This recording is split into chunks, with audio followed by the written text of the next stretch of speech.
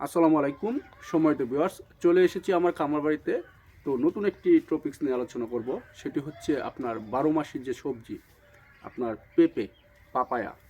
তো আমি যদি বলি যে আপনারা যদি পেঁপে চাষ করেন বা খাবার জন্য পেঁপে চাষ করেন, তাহলে কি ধরনের আপনারা পেঁপে বেছে নেবেন। তো এখন বর্তমান যে সময়টা, সে সময়ে চলছে আপনার হাইব্রিড বীজের প্রতিযোগিতা। তার ধারাবাহিকতায় আমার হাতে একটি দেখতে পাচ্ছেন হীরা বীজ, হ্যাঁ, টপ লেডি। সেটা হচ্ছে সুপ্রিম সিড, এটা উৎপাদন করছে। আমি প্রায় 3 মাস যাবৎ এই বীজটার জন্য ঘুরতেছি। এটার প্যাকেটে গায়ে মূল্য লেখা আছে 950। তো আপনারা দরদাম করে কম বেশি হিসাবে নিতে পারবেন। তো সুপ্রিম সিটের যে আপনার টপ প্লেটি, সেটা আপনার ওই গাছের মাঝে যে ছবিটা ঠিক ওই রকমই আপনার ফলন দেয়। তো এটা নিয়ে আসার পর আমি এই প্যাকেট থেকে 55টি বীজ পেয়েছি।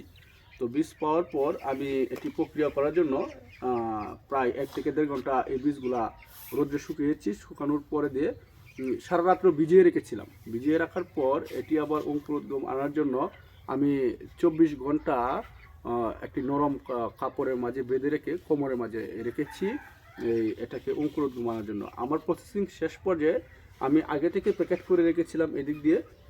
এখন আমি এগুলাকে প্যাকেটজাত করতেছি।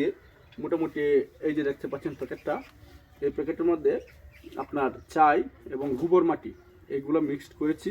তো যদি রোপণের প্রক্রিয়াটা আমি বলি, আপনারা কীভাবে রোপণ করবেন। এইভাবে এতটুকু পরিমাণ আপনারা গর্ত করবেন। গর্ত করার পর এখানে একটি বীজ নেবেন।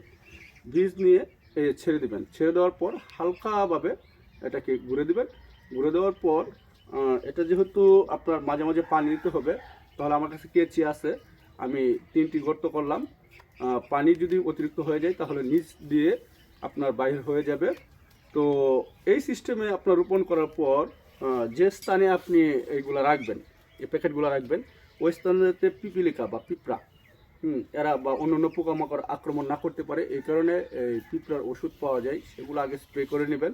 তারপর আপনার প্রয়োজন অনুসারে আবহাওয়ার উপর নির্ভর করে এটাকে আপনি পানি দিতে পারেন বা ডেকে রাখতে পারেন। এটা আবহাওয়ার উপর নির্ভর করবে।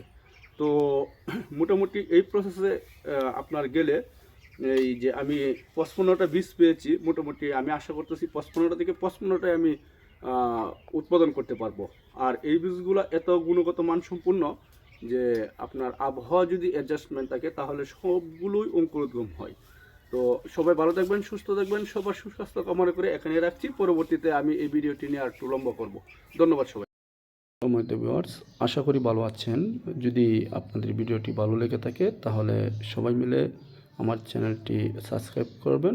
পুষ্টি বাংলা ইউটিউব চ্যানেল, সেখানে আমি স্বাস্থ্য বিষয়ক এবং পুষ্টি বিষয়ক তথ্য দিয়ে থাকি। ধন্যবাদ সবাইকে।